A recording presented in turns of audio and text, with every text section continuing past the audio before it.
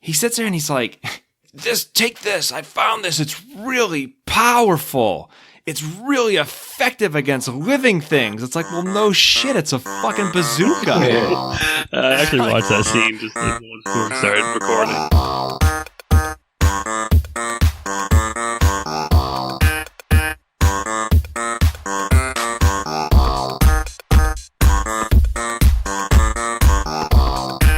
Howdy, retro dorks and retro dorkettes. Welcome back to another titillating episode of the Spin Dash Retro Gaming Podcast, your retro gaming side piece for when your favorites aren't putting out. It's okay. We won't tell. Tonight, we've all got a virus. Some of us actually have two. Yes. But the big one we're going to talk about is the T virus. I am your host, Matt, and to help me unpack it all, I've brought two specialists here. Strong, but not strong enough to carry enough stuff, a chronic chain smoker. Let's give it up for Nick Redfield. Hello. No. Nick, how you doing tonight? I'm sweating balls right now. It is so hot in my house. Just every night we go to record, it's so fucking hot. It's miserable. It's the humidity. It's not the heat. It's the humidity. The humidity is just obnoxious right now. So. What are you drinking? I am drinking a very 32-ounce margarita. I pretty much dumped a whole bottle in. I just picture you like sitting there like half undressed, just chugging margaritas, just sweating. Those pre-made mixes are dangerous for you, man. They require no effort. You just pour it in your glass. Yep, that's what happened. And yeah, I may have no shirt on. Oh nice. Boy, classic, classy. All right, well let's not go too far yet. So also with us tonight, the master of unlocking, someone who's able to fit a lot of items in their box. Let's give it up for John Valentine. It's nice and roomy over here, boys. Oh shit! Of course, we knew you were going to be the one, John. Like, of course, Nick was going to be Chris. So. Yeah. It had to. It's all right. I'm the pretty one. You know, I'll take that stigma throughout. So John, what have you been drinking, and then what's new? Well, I'm drinking some water and a little bit of red wine. You know, because it's Resident Evil and it's blood. You know, little theme drink that I had on the shelf in a box. You know. So classy, it came out of a box. Yeah. Again, the box wine, just rocking it. It's a staple lately, you know. No, that's all I've been drinking. Except, you know, caught some unpleasant virus along the way this weekend, and not COVID. Congratulations! No. Did not catch the COVID. Got the shingles actually. Dude, that's so rare for our age group. Yeah. Like I was reading up on I told Nikki that Nikki's like, is he a fucking old man? Yes. I have some weird maladies that should not happen to a 33-year-old man. No. Dude, even in my 20s for another 27 years. I don't know. It's just, you know, things have to balance out because I'm so awesome at so many other things. Oh, okay.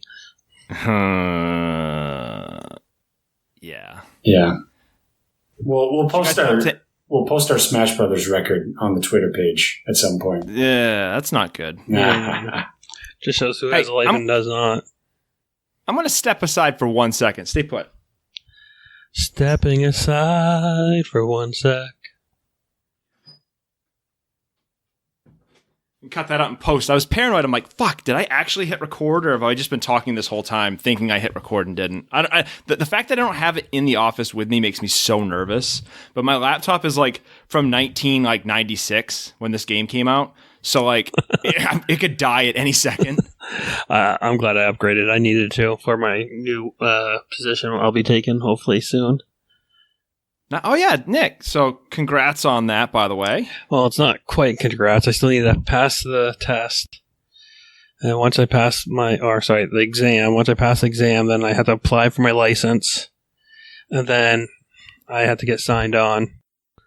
So, still a little bit of process, but It's going to be worth it in the end, hopefully. Nice. Either you two pick up anything this week? Technically, yes.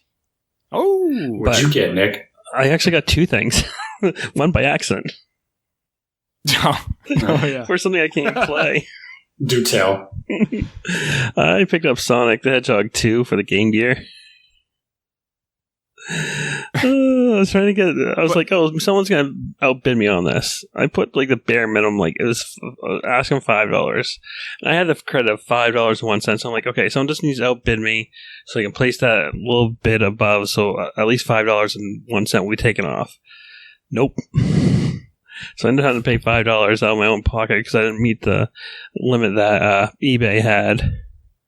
Oh, see, I wonder why you bid on something you can't play. That makes sense. Okay. So like, so you don't have a Game Gear? Oh, I do. It's in pieces because I need to replace all the capacitors on it.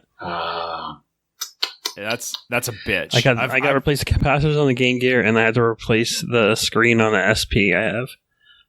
I just tweeted out something about that the other day on the corporate account. Yeah, I saw that. Your screen issue. Yep. Yeah, of course. Yeah. Douche. You got some tinkering. You got some tinkering ahead of you, Nick. It's not that hard. I mean, I took apart my iPhone last night. My brand new iPhone 11, I had to take it apart because it got submerged in some water. Uh-oh. And I had to dry her out. So. Did you drop her in the toilet? No, I went to the lake and went swimming with it in my pocket. I mean, it's technically supposed to be. it's supposed to be. Well, hey, before you stop laughing, it's technically rated for IP6, so it's supposed to be rated for at least 2 meters of water for up to 30 minutes. I was barely in for that. I went in, came out, and when I got home, I was like, "Oh, why is my camera so foggy?" So I had to go in, clean it out, cleaned all the lenses. Best, but I think something ended up dying in the process. So Apple did not live up to their claim. Technically, no, but they won't warrant it either way. So it is what it is. It still works. The only thing that doesn't work is the iPhone 11 has a depth sensor, so it can do facial recognition. So now, good. The only thing, break that. So now it doesn't. I don't have the facial recognition ability anymore. You're gonna dodge the law now. Dodge. You're like Underground Nick. But the second thing is only because I picked up is only because I have PlayStation Plus. So each month you get a couple games. So I just downloaded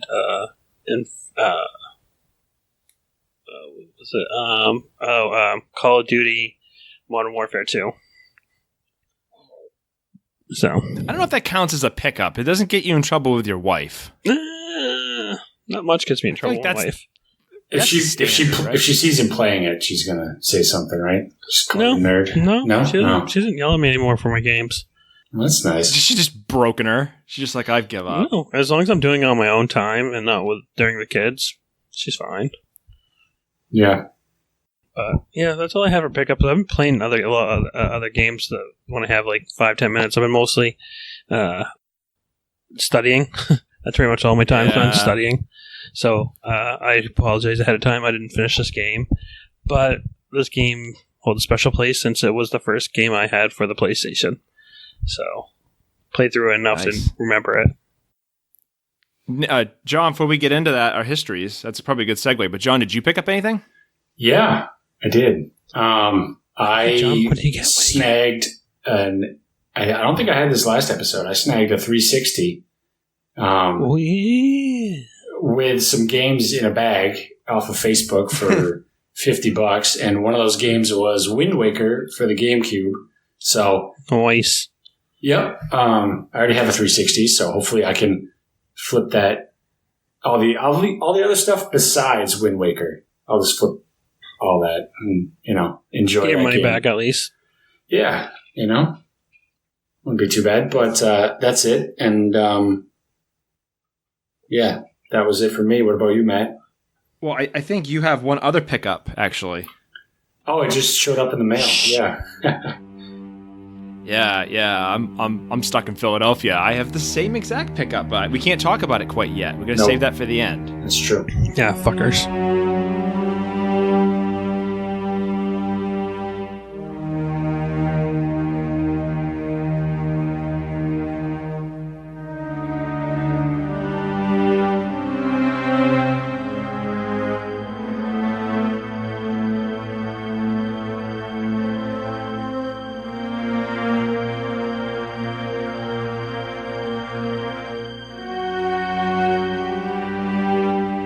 Yeah. So, well, we want to get into the history. Nick, you kind of started there, and I cut you off because fuck you. But do you want to tell us your history with us?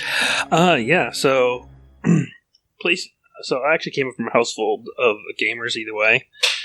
So my mom and my stepdad were actually played a lot of video games. So, but always had games.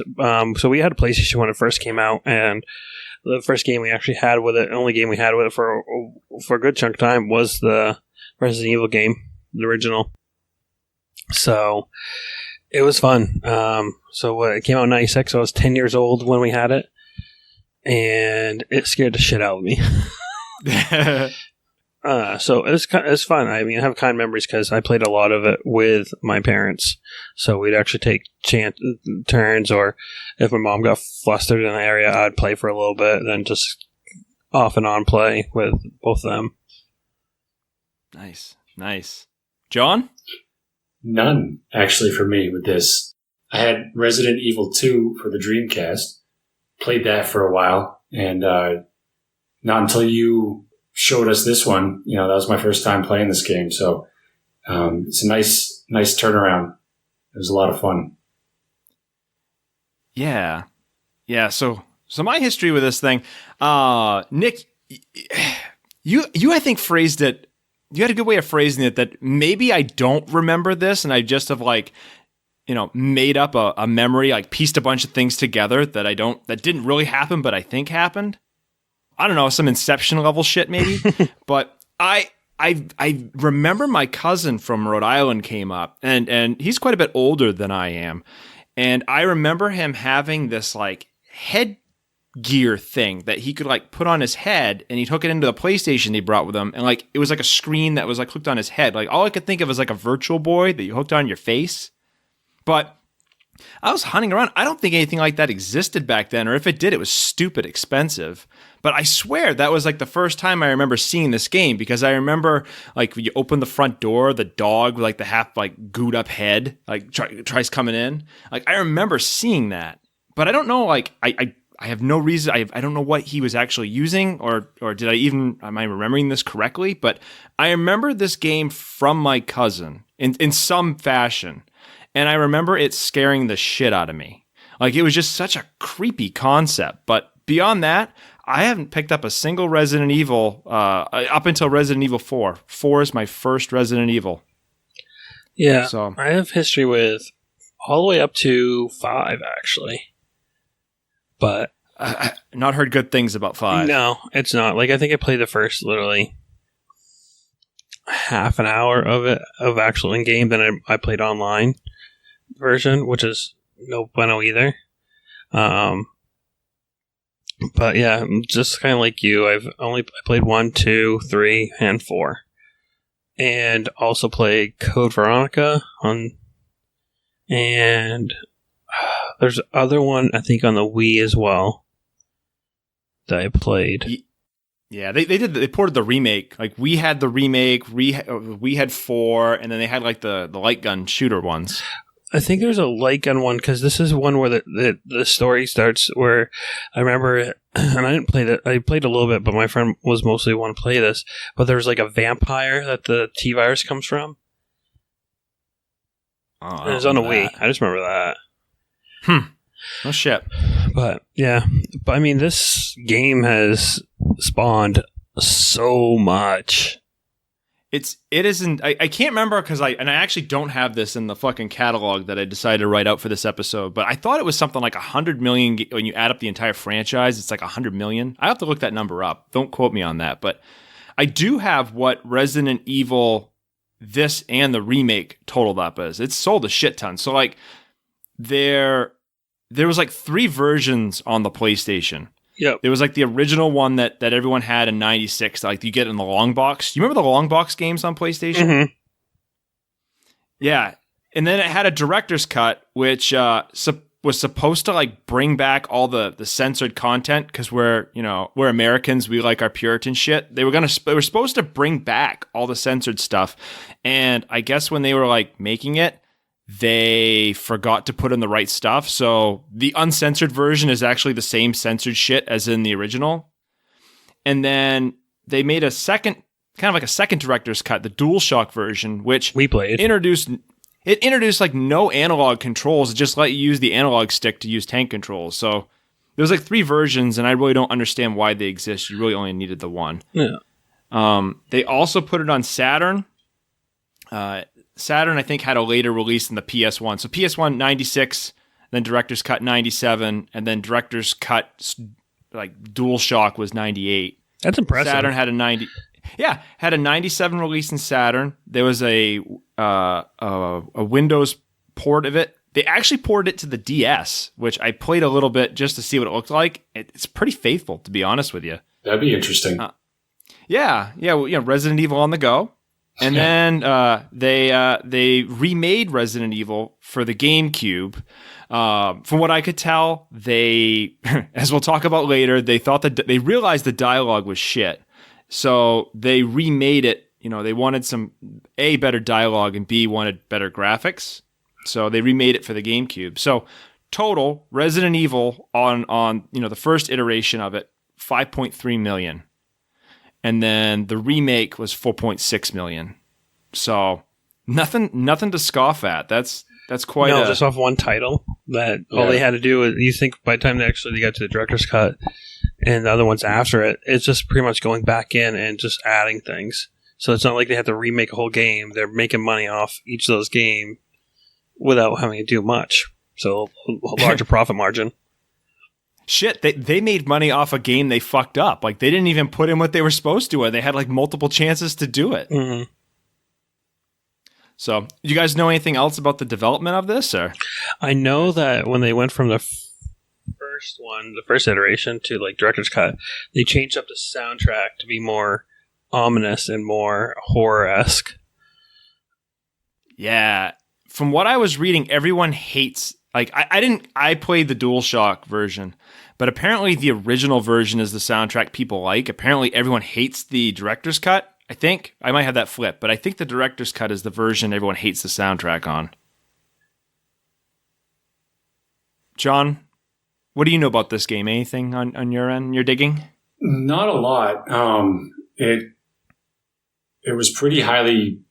I mean, I'm always one of those guys that's like, hey, where does this rank all time? And I know that it's like in the top 50. I'm pretty sure of a couple top 100 lists. I didn't do a lot of digging on that. I was more on the story because this game has such a crazy story that it fascinated me, along with the intro. I'm glad you spent time on the story, because I spent most of my time, like, the development of this was just batshit crazy. Yeah. Like, just the batshit, like, so there was a Famicom game called Sweet Home. Yep. I remember seeing that. And I've actually played a little bit of it, just to see what it was like a while back. It was released in 1989, and it's a survival horror RPG. And it was based off of a movie, which I could not find anywhere when I was digging around. Some enterprising person's probably got it on YouTube, but for some reason I couldn't find it. But this was originally intended to be a remake of that.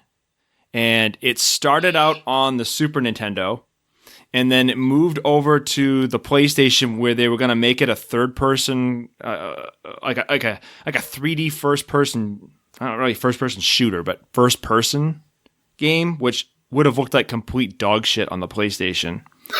And then my understanding is, while they were in the process of, like, I guess the game took like 3 years to develop, but while they were in the midst of coming up with ideas for this, someone stumbled upon Alone in the Dark, which is, I think it was a game on DOS, or it might have been early Windows, but that's where they got the idea to do this kind of fixed camera that you see in Resident Evil, where instead of having like 3D rendered backgrounds, they have like a stationary background and you move in it. And we'll talk about the controls a lot more when we get into, I guess, the gameplay. But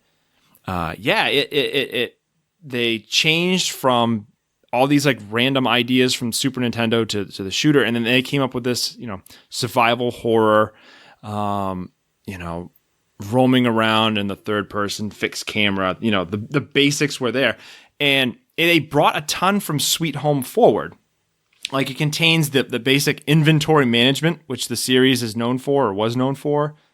The doors, which are so prominent in Resident Evil Yeah. games. You go changing. That was actually done on the NES. Like they had that door opening, which in this I think they did it to hide load times. That's what it was. But back then, I mean, they did it for suspense. Yeah, I mean, that's brilliant for load times. That's why they did it, but it added to the suspense. Same with the staircases. Yeah. So just a couple names, just to name drop a little bit on this. So the project was conceived by, and I'm going to fuck this up, Takuro Fujiwara, whatever. Fuck me. He was the original guy that did Sweet Home, and he was trying to find somebody who was going to make this remake, and he came across Shinji Mikami, and he picked him because he felt Shinji Mikami didn't really like horror. So he said, well, I got to pick a guy who's actually afraid of stuff, because if I pick someone who's not afraid of anything, they're not going to make a very scary game, which actually is pretty sound logic. Yep. So yeah, a couple other snippets before we get in the meat of it. There was originally 2 characters in this that were scrapped. There was the character Dewey, who was supposed to be like an Eddie Murphy comic relief character. You can never take the name Dewey seriously. Yeah, no. Was Donald there too? Huey, Dewey, Louie. For some reason, Malcolm in the Middle, wasn't that like the little kid named Dewey? Yeah, the youngest brother was Dewey. Yeah. He was an evil genius, though. So it might have worked. Yeah. The other name, John, you're going to like this because you're into weird shit. The other character that was scrapped was someone named Gelzor, and this was a cyborg character. What? Can you picture a fucking cyborg in this game? Yeah, because I mean, this is set in 98, right? Like, sure, cyborgs existed. Yeah, but how many cyborgs do you know that are just like running around on SWAT teams? Yeah. Well, I mean, I thought some of these characters were cyborgs the way they talked. I mean, come on. Yeah, it's so good. So they were scrapped. These 2 guys were scrapped. I want to spend a lot of time on conversation, so I'm skipping over that, Nick. They were scrapped. Dewey became Rebecca, which we'll get into later, and Gelzor became Barry Burton, my fucking hero. BB. So the voice acting was filmed in Japan, and I have to wonder if these people thought they were doing a good job, but just weren't given the context of it. And they, on the Japanese end, they said, "Oh, this sounds good," and they just said, "We'll put it on that."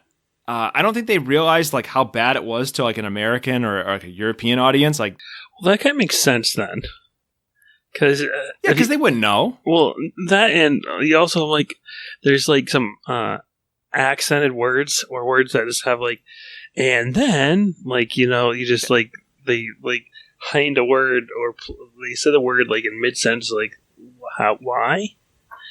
I was just watching Jill conversation between Jill Valentine and Wesker. I'm like, what the fuck was going on? It's did they just get someone off the street for these voices? That's why I felt like there was no actual acting, and it was just just read this. You're American. They dubbed it over like one of those old Godzilla movies. Well, so those would probably be better. They were all trained Shakespearean actors, but they didn't get the context, so it's their worst performance. Nick, here's what I want to know though. We hear this shit and it sounds really bad because we understand what they're saying. I've got to wonder, all the anime that you watch, maybe the Japanese hear that and they're like, wow, this really sucks. But whatever, Americans will buy it. True. True. I mean, though it's kind of funny is sometimes they prefer the American version too. I heard some people prefer the dubbed versus the subbed.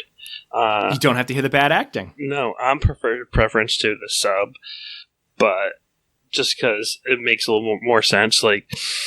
You hear words, especially in that are phrases in Japanese, and it's subbed out right. Okay, that makes sense. But then you hear what was a good example? Oh, datebayo, which is a phrase that Naruto says in that series, and to replace it because they didn't really mean anything. It's just a saying. It's kind of like a slang, and we replace it with "believe it." So you just hear believe it. I'm like, believe that. What am I believing? Yeah. What are you believing? A couple more stupid facts for you. Go. And this rivals, Doki Doki / Mario 2 in trivia that everyone knows, but I'm going to say it anyways. This is known as Biohazard in everywhere but the US. And I couldn't find anything that definitively said, like, yeah, this is exactly what happened. But it's believed that there's either trademark or copyright issues with Biohazard.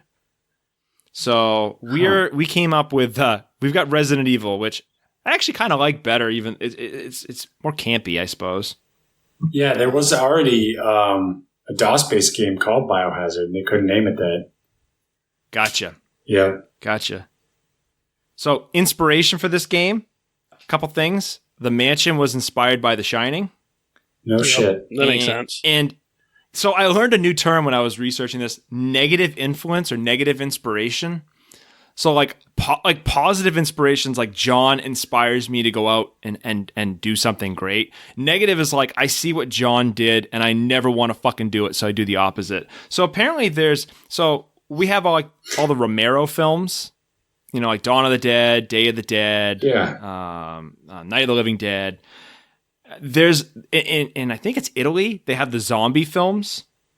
And I think it was Shinji Mikami watched one of the Italian films, and it was so bad that he wanted to make a game that was the opposite of that. He did not want these like shitty zombies. I think it was like they were supernatural zombies. So he came up with, he wanted like a viral, like a science, zombie. And which is kind of how Romero's zombies are made. Right. And it's widely credited in being one of, if not the reason why all the zombie things, like the big like zombie wave that came late 90s, early 2000s. I don't know this, but I guess before 96, like there wasn't a whole lot of zombie movies.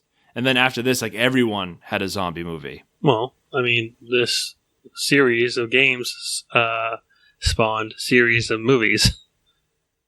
Couple gameplay changes that were made. I'm guessing this is going to make John just fucking lose his mind, but this is in the era. So we had the era of stupid Americans can't play games, so they made games very easy.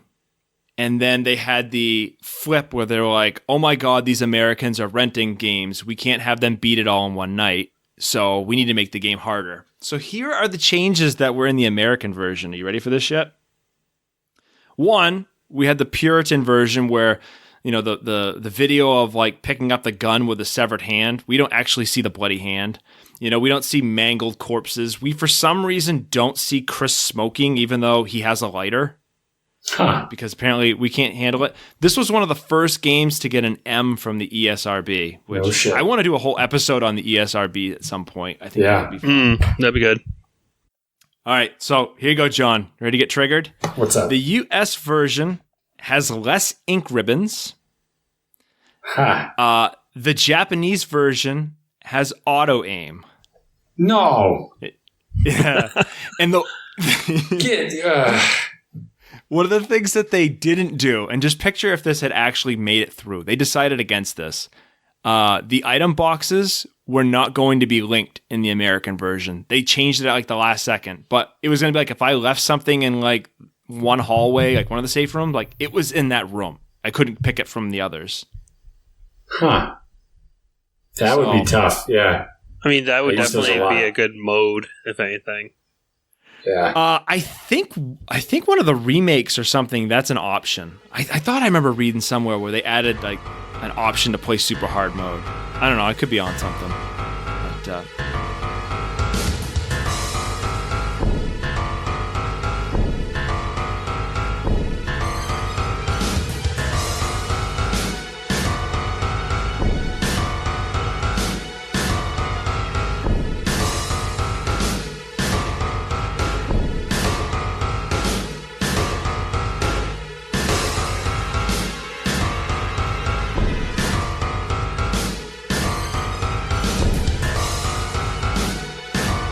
all right, John, I'm sick of talking. You did some work on the story. I have a couple snippets here and there, but do you remember the story on this one? Yeah. Or Nick, actually. Nick, I've been ignoring you, of course. Yeah, of course. It's so easy to. So I just actually rewatched because I had to rewatch the beginning just because it's been a little bit. I do remember. I remember it starts off as you're running through a field, and it's bad field. It's like a little movie playthrough. So when I originally watched this, I was like, "Oh, it's gonna be kind of like those. You're not really doing much. You're just okay. I press a button now, then I watch you skip it, or." The choice and movie games that they got into there around that time. So I originally thought that was what it's going to be like. But it starts off with you, your helicopter leaves you. Chris, Jill, Barry, and Wesker are all running through a field as they're being chased by this dog. And all it does is show like the jowls and the bite of the dog is running, and it's kind of funny because you see him running and just like they're supposed to be a elite SWAT team, yet they're running like idiots, and you see him just literally just kind of looking back and randomly firing. I'm like, no, and I'm thinking like no trained officer or special tactics person is probably going to shoot like that. It's like I was like this, and just there's the start of bad acting right there. The opening is like one of my favorite openings in any game because it is so fucking bad. It's awesome. It aged like fine Boone's Farm in a hot attic. Like fine milk. Yeah. But pretty much your reason for going to this place is because you're pretty much trying to find a Bravo team. You're Team Alpha and you're trying to find a Bravo team. And the story kind of develops through there as I believe, if I remember correctly, you find out they're testing facilities and something got out. This virus got out and spreading. And you go through this mansion and you pretty much, ultimately, you're just trying to do is survive and find everyone and get the hell out and communicate. And I think the only people you find from Bravo, and you guys can correct me, is you find just the chick. What's kind of back up. You also, when it first starts out, you also go through a profile of each person. Like it tells your cast of this. So it goes over. Redfield. Where they have like yes, like the best. I love it. Like they all like strike these poses. I was telling you guys earlier. It's like this reminds me of like a '90s sitcom. Like you got Chris and he looks fucking badass, and you got Jill. I think she crosses her arms. She looks tough. And like Barry's just doing Barry. You got Rebecca with like her like. They had to have been like, all right, you need to do your Japanese animation style wink. Like you gotta like. Well, also that's your character. I like how it's very Japanese as well in the sense that it gives a blood type, so you know everyone's blood type. Does it attribute anything to the story? No. Why do I need to know that? Right. Then you're given the age. Have you looked at the age of some of these people? No. Okay, so not Jill's 23. So that's kind of plausible, but being on the task, like the high task force at age 23, I'm like, that's pretty good. I mean, you have to be excellent. Let's say you went through the school and everything, you probably got caught by, at the very youngest, probably 21, 22 maybe, I'd assume. I'm sure I can be corrected on that. But then also to be on to the special tactics team, so you're pretty much the best of the best of that force. But why does, like, how big is Raccoon City that it needs, like, a special forces unit? Like, is it a big city or is it just some podunk village and you've got, like, so my assumption was it was kind of like those Midwestern cities, like out in the Midwest. Gotcha. So it's pretty big. Because you have two teams, so you figure you got at least, like, you've got, well, a bunch of your team dies, you find out. So let's say you've got, I don't know, 7 or 8 on your team. You got a whole other team. Like, that's 14 people that are landing to do this. Yep. And what, the last person, was it Rebecca? Her age is 18. She's a medic, right? Yeah, isn't that a medic. Her shtick? Yeah. So I was just like, okay, none of these characters are starting to make sense. No, and this is rewatching. Like, as a kid, like, oh yeah, that's so cool. You know, she just graduated high school. She's a medic for the special teams. But And I'm trying to remember it. I just remember you end up finding out, you end up going against, all these different rooms, challenges, and it's ridiculously hard because you have most of the rooms are locked. So you have to remember where one thing is. And if you go back to, like you said, inventory management, if you're playing Chris, which I did, you only have 6 slots to hold things. So what I did is I got rid of my knife and held onto my gun and just ran past whatever I can. Just hold everything else. Like I'd have an ink ribbon, one ink ribbon on hand just in case, or 2. And then everything else was either a health item and then the items I need. And I was trying to keep all the keys or the puzzle pieces I needed on hand to do it with job. It plays. I mean, the story is pretty much you go through a house. You find out that I can't remember if you find out in this one that Wesker's actually an enemy. Ultimately, see, now I'm gonna stop you there. Did anyone, when you watched that intro, when everyone was doing like their '90s like pose, did anyone watching all those characters, like everyone knew Wesker was the bad guy, right? From the get go, you're like, okay, Wesker's kind of happy the bad he guy. He slicks back his hair and he's a blonde hair guy. Yeah, he's got a villain face, man. Yeah, and then even if you hear his dialogue, it's like, come on now. Like, is it really just bad dialogue on his part, or is he really playing a villain like, yeah, you're okay? Like, he's presented as a question versus, oh, good, you're okay. It's kind of like when we have a lot of shit go wrong on one of our episodes, and I try to like edit stuff out. You can kind of hear it, like guys will be going on, and we'll be talking on the podcast, and all of a sudden Nick will jump in, like, oh, blah, blah, blah, blah, blah, blah. It's like that's kind of what they did with the voice acting on this. Like, I have to wonder if they just fucked up a lot, and someone just said, cut out half. It's probably pretty good. This game actually got I think it was like the 2008 Guinness Book of World Records, like the Gamers Edition, worst dialogue. So yeah, props to yeah, Resident but it's Evil. like one of the top games played. So, I really want to try the remake. I want to see what they did with the remake. So, John, let's talk about the remake. And did I allow you to play the remake for this? You did not. It was available on the Switch for like $13, or it wasn't that bad. And I was like, oh, great. I'll play it handheld, nice graphics. Won't have to emulate on my laptop with an Xbox 360 controller, which, as we have all discussed, has the shittiest D-pad. So in history. That was tough. Yeah. So you did not let me play because you are a dickhead. I wanted you to experience it in its pure form. Like I don't like this quality of life changes in it. It looks pretty. The acting is actually pretty good. Like I didn't want you to have any of that. See, the one thing I actually didn't have a problem with, and I picked up really quickly, and John's going to definitely disagree with us, is the controls. Let's talk about that. I mean, it came naturally back to me. Like it was no problem. You have bizarre tastes, so that makes sense. I think it's because I played so many games that had those type of controls, and they don't change those controls. They really don't. You still have to stop and fire, like at least Resident Evil 5. I remember you still have to stop and pose and fight and fire. So, yeah.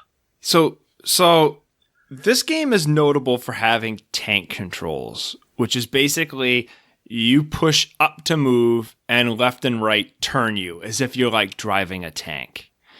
And the reason why they picked these tank controls is because every room that you go into has a fixed camera so that they could do like pre-rendered backgrounds, which actually still look really good. Yeah, this game graphics, I mean, for its age, held up pretty well. I think it's a lot of like a lot of the Final Fantasies, the backgrounds are gorgeous because they're all pre-rendered. The polygons still look like shit, but the backgrounds look great. But the challenge you run into is like because they are locking you into a view, because the camera is fixed at a certain angle to make it creepier.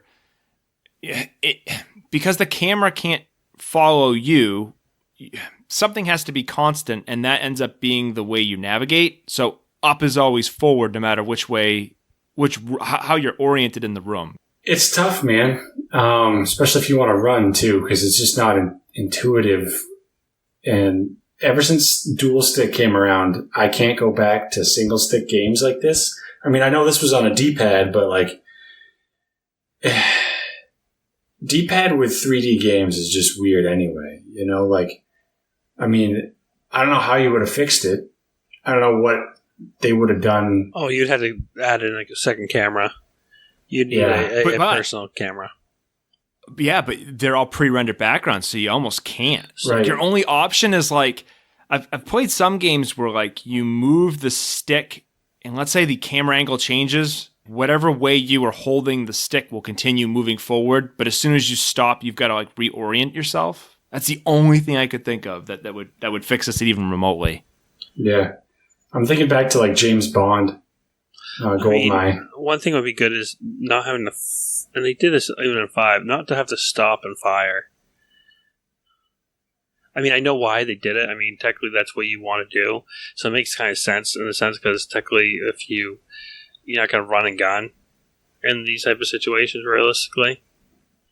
I mean, I think you would actually want to stand. If you want to build that creep factor or that horror aspect is you having them stop and, shoot.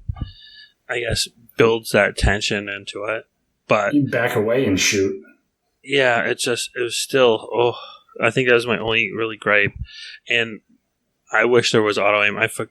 God, because I remember trying to shoot a zombie that was on the ground, and I kept on missing. I'm like, how the F am I missing? I'm aiming at the ground.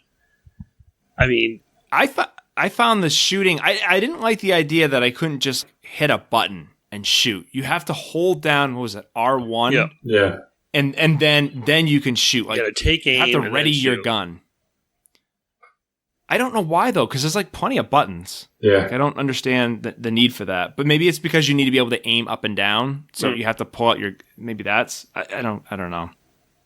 We'd have to see if there's another game at some point. Next episode we could see if there's a game that utilized a D-pad and was 3D like this. Because you can, on others you strafe left and right. You don't just rotate your body. I mean, we'll have to play the other ones. I can't remember the other ones too, but I think they all did the same thing as well. I think so. So don't quote me on this.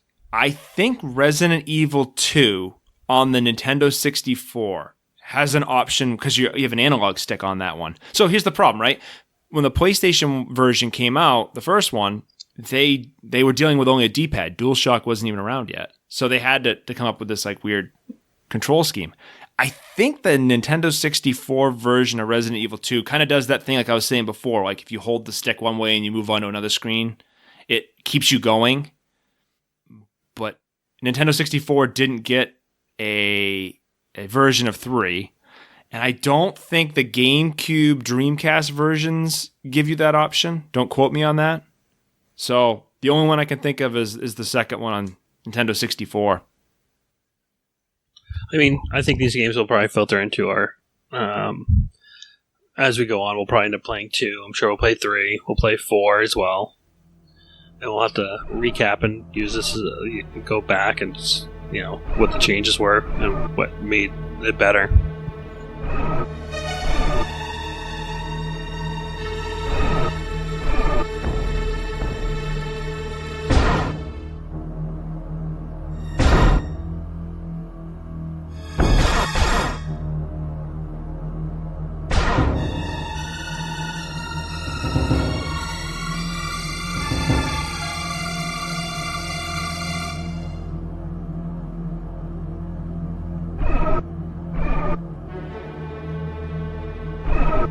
We kind of touched on this before, but inventory management is like a huge part. Like that is the game in a lot of ways.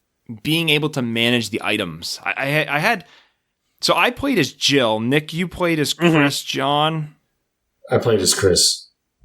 Really? Okay. Yeah. So I'm the only one that played on easy mode. Yeah. Well, I mean, it wasn't easy for me. Because I couldn't hit shit with that knife, so I died like 3 times in the beginning with Jill because the dogs kept killing me. So I switched to Chris, and he could take more of a beating. Yeah, Chris. I think that's it gives you some replay value, but like Chris I think he has to collect a lot more keys than Jill does because Jill is the master of unlocking. Yeah, So dude. she can. You know what? We got to talk about Barry. You know, we got to gloss over that. The fucking dialogue that Barry comes up with in this game is amazing. Like, did you guys like? Oh, it's so like. Did you guys have any like favorite Barry moments? He doesn't interject too much in Chris's. Yeah, he's not in the story for Chris until the end. Yeah. Oh, so you guys don't get what I'm talking about when I'm going on and on about Barry this whole time. No, that's why I ended up watching some of the video because I'm like, I gotta watch what he meant because I couldn't remember. I remember playing as Jill when we first got the game, but I went with Chris because I do remember he was a better person for health wise and holding up damage. So it's all about you. Give us the details of Barry. Tell us your fall in love of Barry. So Barry is a family man, as we'll find out in the story, and Wesker's kind of holding him. You know, he's threatening his family, as we find out later. There's a plot twist. Barry's kind of working for Wesker, but Barry is a master of dialogue in this game. Like Barry he lays it on thick. It's awesome.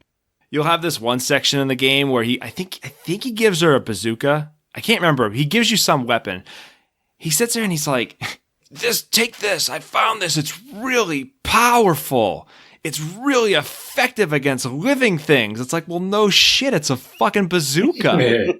I actually watched that scene just like before we started recording. Oh, it's so great. And then like you got the scene like Jill. So Jill goes into this room in one of the hallways. The ceiling starts dropping down, and it's awesome. The camera angle changes to like you watch the ceiling as it's coming down. It's gonna crush her, right? So Barry comes in at the last second, and Jill like jumps out of the thing, and he's like, "That was a close one. You were almost a Jill sandwich." And she just sits there and kind of goes, "Ha ha ha! Yeah, I almost was." It's like you almost died, and like you're laughing about it. Yeah. It's so fucking awkward. It is. He's the best. I sent you guys that link. Half the game is like people going, "What is this? What is this? What is this?" Like they must say that like 20,000 times. What's going on in this house? What the heck? Yeah. It's the biggest house ever, man. You guys have a good version like Rebecca comes into a room. I was watching this one and she sees Chris. And she's like, Chris, it's me, Rebecca. And he like pauses for a sec. And he's like, Rebecca, is that you? It's like, she just said it was Rebecca. Did you get fucking amnesia? Did you just not hear? Like, she was your partner. How do you not know? Or is she just like that 18-year-old, like nobody? Like, no one knows who she is? Well, so on our side, when you meet her for the first time, it's in the save room in one of the hallways. I can't remember which one. That you meet her and she sprays you in the face with like an aerosol of some sort. Yeah. And it's like, oh, sorry. And like she introduces herself. Yeah, I just joined like 2 weeks before we got out here. I'm the medic. I'm like, what? What's that? How that application process must have been so easy to be honest. Like, stamp, you're approved. Yeah. Do you know CPR? Yeah. Have you ever used the medical kit that's you see like in every place that's on there? Yeah, I used the Band-Aid once. You're the medic. Right. Conspiracy theory here. Okay. Everybody's an android, and that's why the dialogue is so stupid. Oh my god. They're like the first generation androids because it's 1998 and Elon Musk didn't have his shit down yet, so you know they aren't too good at talking. That would explain the like. Here's a weapon. It's really good against living things. It's like, well, I'm a robot. Not us. We aren't living. What? Oh my god! It's just the dialogue is so good. There's a you guys didn't see it because like me, you didn't beat it. But on the Chris scenario, when you get to the end, like Wesker's like showing you the tyrant, which we'll get to in a sec. But he's showing it, and Chris just starts awkwardly laughing at it. And I think someone should have coached the actor, but like you're laughing in disgust or in disbelief. Like you don't actually think this like grotesque fucking monster is hilarious, but Chris is just like losing it. And Wesker's like, no, stop it. This isn't funny. It's like, oh my god, it's so wooden. It's so good. It makes Hayden Christensen look like a fucking Shakespearean actor. Oh, best actor of all time. Kidding. Crickets. So we talked about inventory and how I played easy mode so that I could have more items. Yeah, man. How many fucking keys do you need in this game? There were at least like 24, right? Easy. And then puzzles as well. So you like, okay, you have to hold this shield to open this, to do this. Yeah. You have to get this crystal to move this. Yeah, there were those 4 blocks that you had to put into. And like, you just at some point you're just carrying your knife around like, I hope there's nothing really shitty that's coming at me. So when I first started playing this, I went through and I just shot everything. Like, I just was mowing down zombies left and right. And then I had nothing and I got owned. And so I watched the speedrunner play it, and they didn't kill anything. So for the longest time, like I was like, okay, I just need to dodge everything. So I had no problem getting around. My biggest problem was like, I'm constantly picking up items, having to run back and forth to the item box. Yeah. Even with Jill, 8 slots is, I don't know how you guys did it with 6, but like 8 was hard. I didn't want to leave anything behind. You just combine all the green herbs all the time. Yeah, you just kept on stacking as much as you could. Were you guys like obsessed with organizing your stuff in your item box? Nope. No, not really. Nah. Oh, I sat there like all my mixed herbs are in one spot, and then all my ammo was in another, and then like all the random puzzle piece things that I needed, they were down below. Like I had a very specific order. Fucking madness OCD carrying through the game. I get one too many items, and I'm like, no! Yeah, it's not an even number. Shit. I had to laugh, right? So I picked this game, and one of my first thoughts was like, how am I going to introduce Gwyneth Paltrow in this? Like, I've got to keep it going. There's got to be a way to bring Gwyneth Paltrow into it. And when I got to the section of the game where like you have to have like the red crystal and the blue crystal, I started laughing. I'm like, yes, this is it. This is Gwyneth's chance. This is like our throwback back to the Sonic episode. Sticking up those rocks, up those puss. Well, that's why I made that little thing I sent you guys where like I photoshopped Gwyneth Paltrow over like Jill, and I gave her a 9th slot with a gem in it. Keep that jade egg ready to go. It's very important for opening up the things. Yeah. But I didn't understand. Like, so another thing, like you guys didn't have this because you played the Chris version, but like one of the rooms, like one of the puzzles is you have to like find a piece of sheet music and you play on the piano and it opens up a door. Yeah, we had to do that. Yeah. You did? Yeah. Why do they all fucking know how to play the piano? Just reading sheet music. Give me some time to practice. John, I've heard you play the piano when you've been trying and it's taken you a couple tries. Like these people, like they just hop off the special forces. Like what are they fucking in Mensa? Like what? Yeah, that's one of the requirements. That's actually yet another piece of evidence that they're androids, dude. It's got to be. I'm going through my head trying to think of everything that could connect them, like connect that conspiracy theory that they are in fact androids. The acting. Oh. Puzzles. Puzzles are a huge part of Resident Evil. What did you guys think of any favorite puzzles? What are your thoughts on that? I'm surprised how much I remembered of doing them. Like where stuff was. Like I was like, this should be here. Like within, I think the first 2 minutes, like after I went through, you see the zombie for the very first time. They do that little cutscene. I went back. Oh, you can find Jill. Like as Chris, what you enter and you see, it's Chris, Jill, and it's Chris, Jill, and Wesker. And I think you're supposed to find Barry. Is that right, John? I think so. Yeah. And you find one of the team members' eyes eaten out by crows, whatnot. But I remember I was like, I remember this being here. So, like, you're in the clock room. And that clock is annoying, by the way. That's ticking, constant ticking. Oh, my God. Just so annoying. I don't remember that room. Like, at one point, I just turned off volume. Like, I don't need to hear any of this shit. And I remember having to go and get the shield So I got the shield. Like, wait, isn't there supposed to see something on the balconies here? So I started finding myself collecting stuff that I remembered how to do, and I'm surprised how much I remembered of doing those puzzles, and how much I remembered, going through from not playing this game since I was 11 years old.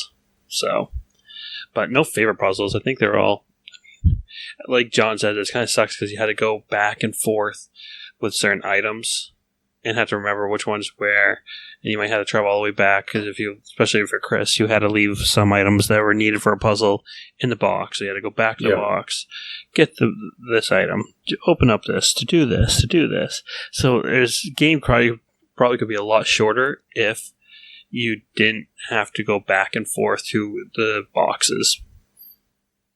I liked the lighter. You have to light the fire, and it illuminates the second floor map. That was kind of cool. Oh, see, because Chris has the lighter. Yep. Yeah. How was Jill get the map? Yeah, this was nice, man. There was a lot of puzzles, and it wasn't just survival horror. I think I remember playing Alone in the Dark, and it had a little bit of mystery elements, but this was pretty cool. You had to do a lot of digging, and you friggin' click on everything or, investigate everything. Looking at every photo or painting on the walls, and some of the captions were kind of sarcastic. That was fun. Did you guys have the crow room puzzle, or is that not in Chris's thing? That's in his, yeah. Where you got to look at all the paintings and the crows are just staring at you, and they're all just sitting up there. So my understanding, I was reading online, I'm like, why is it when I get something wrong, the crows just start attacking me? Like, the crows don't give a fuck if I know which picture's wrong or push the wrong. Apparently, for some dumb reason, these biologically enhanced crows are all sitting on an electrified perch. Oh. So when you screw up, you piss them off, and that's why they all come attack you. That makes sense now. Yeah, those guys pissed me off, dude. I just ran. Yeah, the crows, I was fucking Alfred Hitchcock out of there. I would run and come out and come back. Yeah. I'm trying to think of some. I love the you end up in did you guys get down to the flooded basement where you have to go buy the super sharks? Yeah, the friggin' sharks, dude. They had every spooky, creepy animal. Snakes, spiders, what were those little nematode dudes coming at you? Mutant the frogs. hunters. Yeah. They remind me of gremlins. Yeah. Not you dump the water on Gizmo and then they pop, that's what they reminded me of. They kind of did look like that for sure. Those creatures actually evolve quite a bit through the games too. The hunters, yeah. Yikes. Hey, I love the shark room because when you drain the water, you have these super sharks that are flopping around. It's you can hear it off in the distance, just this but. I don't know why I laugh my ass off at these sharks flopping around out of the water. I don't know why. Still trying to bite you. Stupid fuckers. Yeah. Did you guys fight the snake? Yeah, twice, right? It was there in the first go around, and then it comes back out of the fucking fireplace. Yeah. I didn't fight it the first time. I ran in, I grabbed the metal, and I ran back out. Fucking Matt running. Just running. Well, I watched that, yeah, but it's the French in me. No, I watched that speedrunner, and I'm like, this guy's got it figured out. Don't kill anything. Just keep moving. So, yeah. The only time I had problem with ammo is I got far along, and you guys were sitting there bitching. You're like, I don't have any ammo. And I was just up to my tits in friggin' shotgun shells. So I started playing really loose. So I was shooting everything, and then I'm like, oh man, I overestimated how many shells I have. I actually have no shells left. All I have left is handgun. Yeah. Handgun and bazooka. Yeah, I went around and around. I tried to stab things as much as possible, but dude, you go around in circles with that friggin' snake the first time you see it. Oh. Yeah, because I was hoping that the game would be like every other PlayStation game where you just run through them. But in this, if he got coiled around you, you're not going anywhere. No. Thankfully, there was a little hit, a hiccup period or something with a lot of these. Even with the zombies, where you can almost touch them face to face before they attack you. If you're quick on the trigger, then you can get them.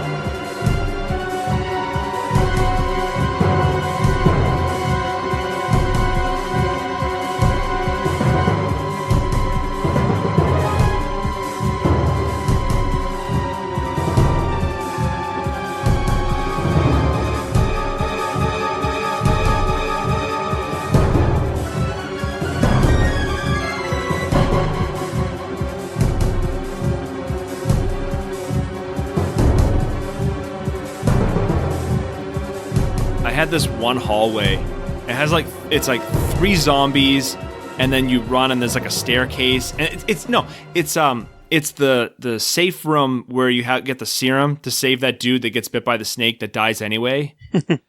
For some reason, like, he's like, oh, I'll go save you. There's no way you can save that dude. He dies every time. It's a waste of time. But I think you get a radio if you attempt to save him. But whatever. That room, there's like 3 zombies in that room, and I'd never kill them. So I'm just constantly dodging these dumbass zombies that are like lunging out at me. I don't know. I went back to that room like 50,000 times. I never killed those zombies. I didn't do my zombie land. You know, you got to always double tap. I didn't do that, and they'd bite my feet, and I'd be like, fuck. Yeah, double tap, and then you stomp on their head. Yeah. Oh, I didn't know you could stomp on their head. Yeah, or throw on the ground. I think you got to stab it. You can stomp on it. If you're kicking it, you can stomp on its head. Like I stomped on a couple of heads. You can stomp? Yeah. I thought you had to stab them. Dude, I fucking had to change the knife. No, if they start attacking you on the ground and you're struggling, you stomp on their head. Oh, okay. No shit. And there's also, I was reading, because I remember, and I don't think it happens more often until like 2 or 3, where I'm like, oh, you should be able to blow these suckers' heads off if I remember correctly. And I guess you can in the uncut version. And I guess it's also in the straight version as well, but it's randomly picked when you blow their head off and have an instant kill. Huh. Oh. Yeah, because like I felt I never did that. Like the speedrunner I was watching when they were shooting zombies, like their heads are blowing up all the time. And I was just pumping. Whenever I tried to kill something, I was just like shoot, fall on the floor, like dead. Let's see what else I've got. We talked a little bit about combining, herbs, and that's kind of classic. I remember that's been series. Like a fun thing that was like combine different herbs and make different things. I remember that being kind of blue, fun. Yeah, blue, red, and green. That's how I mixed every time. Yeah, the most potent one. Yeah. What else do I have on this to talk about? Tank controls, the safe rooms. We kind of touched on that. I love the music when you ended up in like a safe room, because you knew no zombie was ever going to come after you. It was kind of like you had a second to kind of like breathe. I was tense when I played this game. Like same here. It wasn't definitely it wasn't as scary as like when I was 10 or whatnot, but it was very tense. Like the whole I think time. the background music played to that too as well. And what I think the fuck also was up with that background music in the basement, where it was like the spooky carnival shit? It's your favorite, Nick. Nick's favorite. Love it. I don't know. I mean, the music played pretty good factor to it. Like when I had it on, even if like I knew, I'm like, okay, I know I can kill this zombie around there. Like you hear thud, thud, thud. I thought that the sound, like the background noise, was really nice to it and very atmospheric to the whole gameplay as well. So it added quite a bit, especially like if you open a door, the sound played very well. The game held up so well with all the sounds that they did. Yeah, I like that. Like you like when you're running, if you run over, so like if I'm running on carpet, it's not going to make the same thud thud that if I'm running on wet puddles or if I'm running on hardwood or something. Like I like that. That was a nice touch. They got the ladder sound all wrong though. It was like, did they banging 2 pipes together? You're climbing down a ladder. It sounded like you were hitting a wrench on a friggin' cast iron pipe. I don't think this game had a huge budget, so I bet that's what they did. They Probably. just had two guys with a microphone sweating their balls off and like 86-degree temps just slapping pipes. I love watching people when they do sound effects. They record people like snapping twigs or like clopping for horses and shit. I like the fact that like when they record sound effects, it's never like we think. I can't remember. I was watching them for some reason. I was like one of those like Cloudy with a Chance of Meatballs or something. For some reason, I was watching a clip. Don't ask me why I watched this shit. I don't know. But like they were showing you how they made like the meatball sound smacking on the ground, like the hamburger sound, and you'd think they would like make a hamburger and throw the hamburger on the ground. But no, it doesn't make the sound you want. So you have to like improvise. Like maybe to make a hamburger sound, I'm going to throw like a pile of spaghetti at the floor. You know, maybe that sounds more like a hamburger hitting the floor than the hamburger hitting the floor. Yeah. Fun fact. Fact about that movie. You know, any sections in the game that you liked? Like, I don't know how far you guys got, what you got to experience. I mean, I got an hour into the game at most. I got up to that giant plant vine monster, where she has to go mix the chemicals, and I was like, oh, this is annoying, so I stopped. What type of virus affects sharks, plants, people, dogs, and crows, dogs? Like, it's everything. These guys discovered it all. It's the shingles. That's what they got. Yeah. Yeah, it was. I made it as far. I believe I made it through the caverns, and I am directionally challenged. I can't get like around my house without a GPS.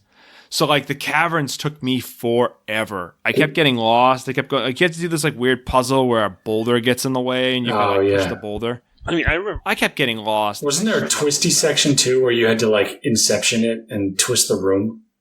Yeah. Like you rotate, you use a crank and you like spin the room around. Yeah, man. Or spin the segment of the room. They had a lot of good puzzles in this game. But what's the thing about this? The fact that you had to do that, like, who made this house? Like, and that's kind of like their fallback, like crazy scientists, right? The Spencer Mansion was built by George Trevor, an architect who mysteriously vanished after he built it. And they put an underground lab in it, and Umbrella Pharmaceuticals probably off this guy after he finished building it because they didn't want anybody to know what was in there, you know? It's kind of like the guy who built the giant building in Ghostbusters. Like, he had some dark ideas. Rick Moranis. I was Jill. I was the keymaster. Yeah. You know what my favorite moment of this whole game was? Right? So I beat that plant thing, and they go, "Oh, are you okay?" And Chris goes, "Yeah, I guess we got to the root of the problem." Like, fucking dad joke after you're getting choked out by a giant vine monster. That's funny. I debated. Part of me thinks that they just didn't know what the fuck they were doing, and part of me thinks like maybe they meant it to be that campy. Yeah, I don't know. Like, it's so bad, it's good. Well, I mean, it was the 90s, so you think some popular movies even during then was like, you know, Evil Dead movies. Like, they started off to be horror, but then they're like, oh wow, if we can play this to this side, and it's gonna be super campy and funny. Like, I know they've done the actual Resident Evil movies, but I wish they'd do a sci-fi original one a la Sharknado. You know, they're just as bad. Just a campy one. Oh yeah, the Resident Evil ones aren't like good. If you anything after the first two are absolutely trash. They're all on Netflix. Aren't they all U-Bowl? Isn't this like a U-Bowl movie? I don't think it is. I think a couple of them might be. Like, but dude, they have giant production budgets. Like, this isn't a cheapo. Like, they had some good, sci-fi. like, they have good actors in this too. Yeah. Like, I'm gonna pull up the Resident movies. The only one I know is like, what's her name? Mila Jovovich. That's the only one I know out of it, and she has nothing to do with Resident Evil. Her character does become part of it, I think, later on in the games. Alice. Yeah. That was a challenge that I had because, like, when I want to do an episode like this, I want to focus just on this game. I don't want to have to like research all this shit that we learn, you know, in Resident Evil 0, the prequel, or Resident Evil 2. I want to like contain this one game, but there's just so much information that. So the first movie came out in 2002. So not too far along after the Resident Evil games start. Yeah, because you figure they probably hit it. I think Resident Evil 2 was like, what, 98? So they probably made the first one was a smash hit. The second one was huge, and they said, greenlight this baby. Yeah. Yeah, after Resident Evil Apocalypse, it really gets weird. Like, I've watched them all. They're all on Netflix right now, I'm pretty sure. But there's 6 films. And all of them are at best. Yeah, I mean, the first one's kind of cool. I liked it. I just remember it just because I used to have a huge crush on Mila Jovovich. So, but yeah, they get pretty. I mean, they have some, like they said, they do have some good cast. So, I mean, obviously, you have Mila Jovovich. She actually becomes like a producer and on the other ones because she gets so involved into it. I just wish they had stuck more to the story. Make it a scary thing. Don't make it, some kind of like action. Like, I think, aren't they mostly action movies? I haven't watched they're one in action. a long time. They're all action. I mean, your cast member for the first one was Mila Jovovich, Michelle Rodriguez, Eric Mabius. Don't know who he is. Colin Salmon. I saw him in a couple of things, and like you just don't. You don't see anyone that actually one of the cast members. Like they don't play any of the original cast members ever. All. I don't think you see you actually do get to see Chris Redfield like in the very last movie. I think like they finally introduced this character, which is kind of funny. Got to tie it in somehow. But yeah, I mean the games were good. I think especially this one. This one always impact. Like I said, for me, it really hold up the nostalgic, and it played still fairly well. I mean, if I even was to fully play it through, it played very well. Did you guys watch the ending at all? Well, which one? Yeah. There's several endings. That's true. We didn't even touch on that. Yeah. So again, I did not beat it. So I, as John has done many a time, I found a really good YouTuber to help me live through this game. So my character had the best ending, and I liked it. It was kind of like throwback to like Aliens, like all these like old sci-fi movies where like Tyrant is like the big super bio weapon that they've built, using this T virus, and you fight them once, and you kill them, you think they're dead, whatnot, and then you run through the entire place as it's blowing up. At least in the good ending. The mansion's gonna blow up and you got to get out in time, and then you end up on the helipad and like the thing comes back, and he's up there and he's like chasing you around, slashing the shit out of you, and like at the last second I can't remember the helicopter dude's name, but he throws you a rocket launcher, and you got to shoot it with a rocket. I don't know. It reminded me of like a classic old school movie where like the bad guy comes back at the last second, right when like you're getting out of the mess. Yeah. So there are 4 endings. I have them all right in front of me if you want me to read them. Maybe. It's a yes or no. I can read them. I mean, is it a long reading? No, am I going to church? No, or it's like getting married at the town office. All right, I'll take that. All right. The best ending has Chris and Jill escaping the mansion alongside a third S.T.A.R.S member. So Rebecca or Barry, depending on who is the player character. So if you pick Chris, you get Rebecca along with Jill. If it's Jill, it's Chris along with Barry. After defeating the tyrant and destroying the mansion.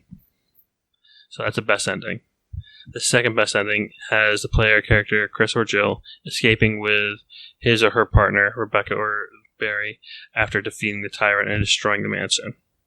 So the second best is just you escaping with either your partner.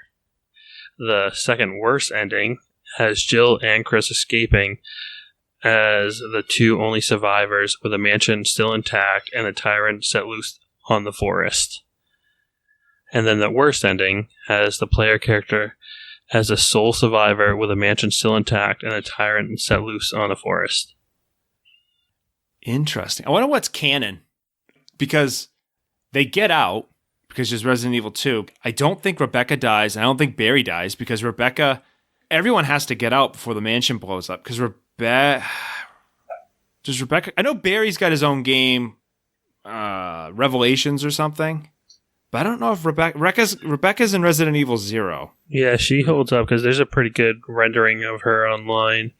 She's in Resident Evil 0, then Resident Evil Umbrella Chronicles, and then she is in, I guess, a playable character in Resident Evil 5. Okay, so she has to make it out then. All right. Yeah. Wesker, I don't understand how Wesker makes it out because, like, depending on one of the ways you play it, like the Tyrant, I think, impales him and like throws him off to the side, and in another one, I think Barry hits him with a gun or something, like pistol whips him. I don't remember, but like Barry knocks him down, and then you blow up the mansion. So how the hell does he get out? Oh, let's read. The tales of Albert Wesker. There's always something, man. The bad guy, the sequel's coming. He's in Resident Evil 5. He hid in a fridge. I think I did a good job on this one though, because like Resident Evil 3, you've got Nemesis, and he walks around going "S.T.A.R.S" the whole time. Yeah. And I fought back the urge to do that this whole episode. I heard that remake's really good too, so it'll have to be one of our plays. That was a good game. Resident Evil 3 was good too. So. Yeah. Like I think this game led some really good good foundations for the other games to come.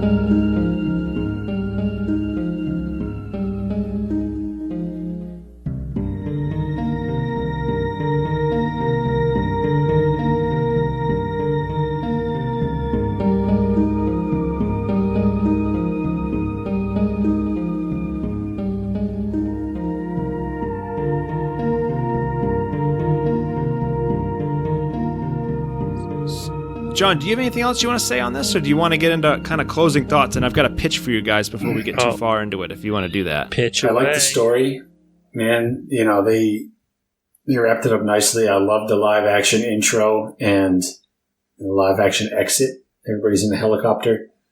That's the one that I saw. Anyways, I didn't beat it, so I was like, Resident Evil boss fight end on YouTube. So, yeah, the boss fight was pretty intense. This guy, I think I might have watched the same guy you did, because he was a ninja, dude. He didn't get hit at all. He was pretty good. Yeah. I loved it, man. It's a good pick. See, I'm surprised because I know initially, and I think you had the same feeling I did. Like, I first picked up to play this game, and I was like, oh my God, I picked a worse pick than fucking Crystal Warriors. Like, this is 2 in a row. And then I got used to the controls, and it's like, I like this. I had to be in the mood to play it, but when I was in the mood to play it, I was like, I got to pull myself away from this. Like, you get so invested in this game because it's so creepy. Yeah. It's old as hell, and it still somehow manages, even with like shitty polygons on like old school PS1 hardware, like it still maintains that creep factor. It's that mystery element too of it, the puzzle solving. We play Tetris all the time. That's the most basic puzzle solving game. So like, graphics don't affect that. It's the critical thinking that you need. Yeah, I mean, if I didn't have everything going on right now, I probably would have played through it and probably gone through it and actually beaten it maybe. But I just going on. By the way, the pilot's name was Kevin Dooley, is the one that throws you that rocket launcher. Gotcha. Who's isn't that guy named Brian? Am I looking at the list of Brian?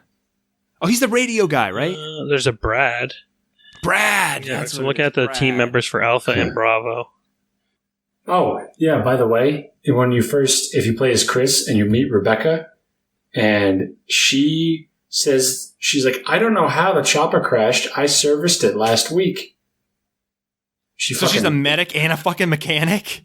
She shouldn't have been servicing this chopper, man, unless she, did it and sabotaged it. Rebecca's the mole working with Wesker.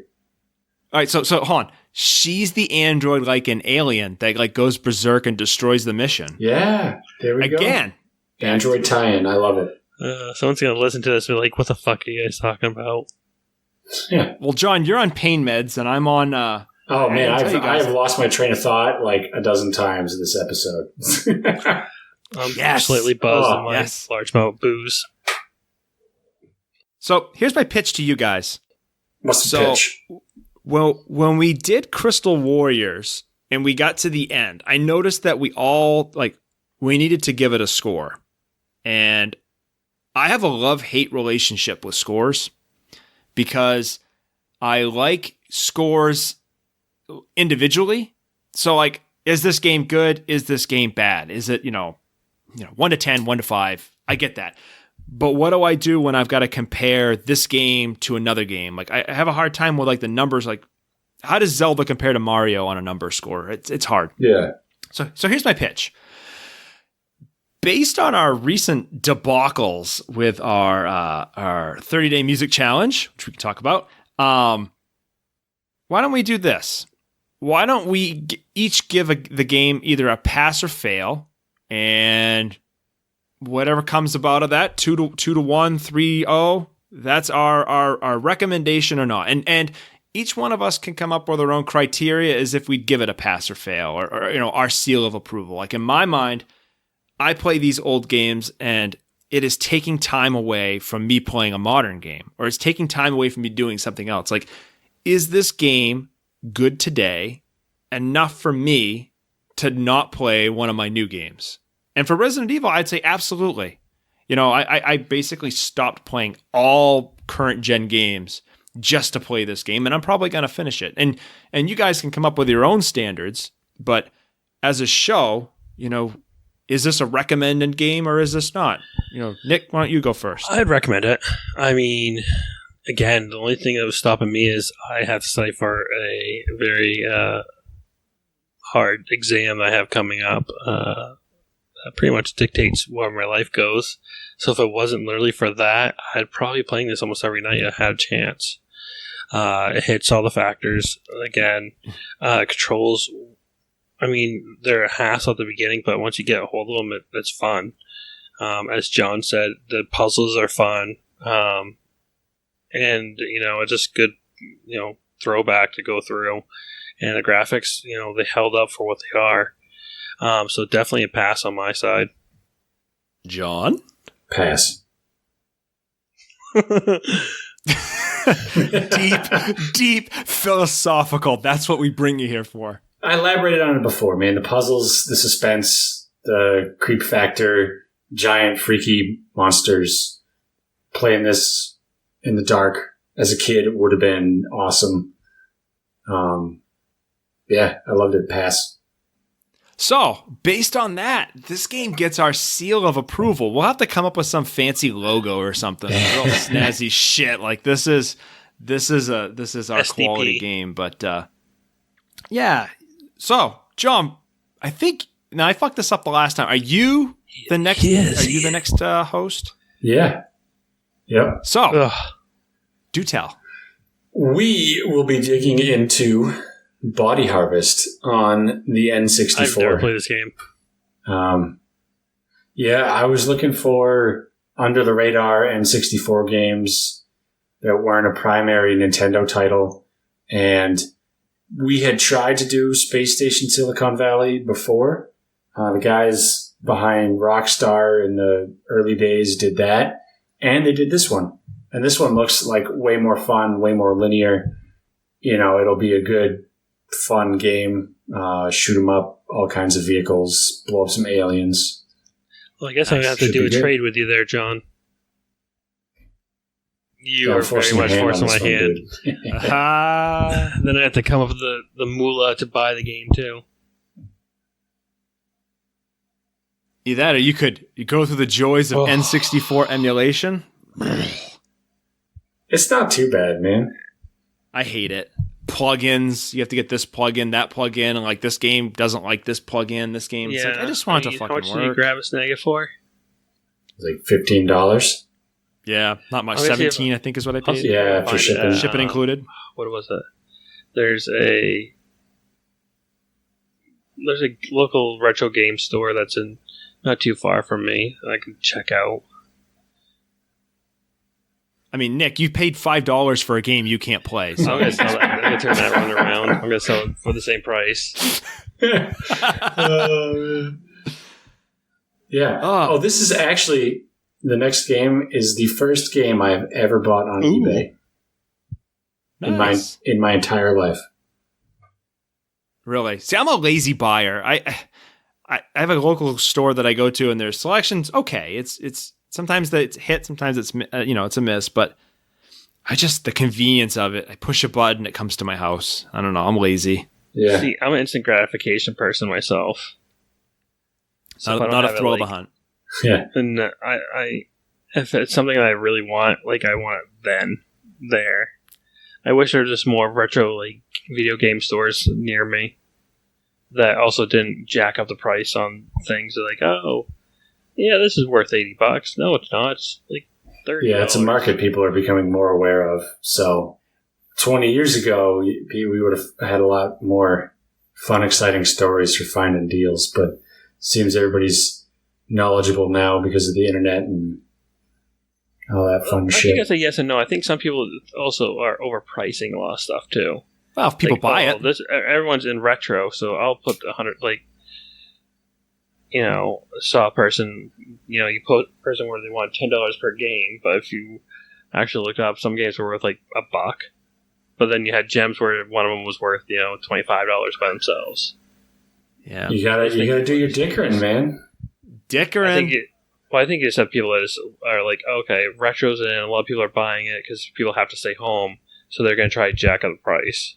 Then what you'll see sometimes, and I have seen happen, is they'll put it for like $200. The next thing you know, next week it's like $100. Then another week later it's $80, and it gets snagged. But Nick, you're that guy. Because you just bought Sonic for $5, and you're gonna turn around and sell it for $10. You're doing exactly what you hate. Well, I'm gonna have to. I'm forced to. This isn't something I had to. So I thought it was gonna make a deal. I might actually just keep it. Just there might be one of those things that sits on a shelf and reminds me that I have to fix my Game Gear. Staring you in the face. Yeah, but then you're gonna spend $12 on batteries to play it. No, I can get the wall adapter. Uh-huh. You got to get one, so there's more money. It's the mouse and a cookie thing. If you give a mouse a cookie, it's going to ask to sleep with your wife. I think that the Game Gear uses the same one for the Sega, if I'm not mistaken. Oh, you're going to fry it. Yeah. We are not responsible if anyone fries their Game Gear trying to plug it in. I paid $2 for that Game Gear. It's $2 too much. I hate Sega. The world knows. Cue exit music. No. Any other thoughts before I plug our social media bullshit? Plug it away. Yeah. So we're getting there, guys. We are we have episodes that are actually appearing, and people can download them on their favorite podcatchers. We're on iTunes. That appears to be the big one that we're getting the downloads from, but we're on Google. I think we're on Stitcher. I think we're on Spotify, and then whatever can just catch anything off a feed, you can get it there. So you can find us anywhere if you want to subscribe, get these downloads. We try to push them out usually everything drops on a Monday, so you have all work week to listen to us drone on about games from back in the day. We are also on Instagram and Twitter. And our account's spin-retro, no spaces. Occasionally post some stuff that makes fun of us, stuff from the games that we were playing. Hashtag Itchy Tasty. Hashtag Itchy Tasty. And you can also find us at spin-retro.com. There's not a whole lot there yet, but we're getting there. Things are moving forward. So, thank you for the downloads. It's good to see that people actually know we exist at all. Quite frankly, I am absolutely shocked. And if you guys can, please leave a review. Definitely want to read them. And, if you guys have any suggestions or any likes or dislikes, please let us know. I mean, you can't hurt our feelings, really, because we grew up in the 80s and 90s, so don't really give a shit. Leave a good review. If you've got bad things to say, send it to the emails, right? spin-retro@gmail.com. We love it when you insult John. Yeah, yes. I'll read them aloud on the next podcast. Ooh, maybe that'll be a new segment we can add on. Yeah, if someone emails in, that'd be great. Well, cool, guys. This that does it for me. All right. Toodaloo. Adios, gentlemen. Thanks, guys.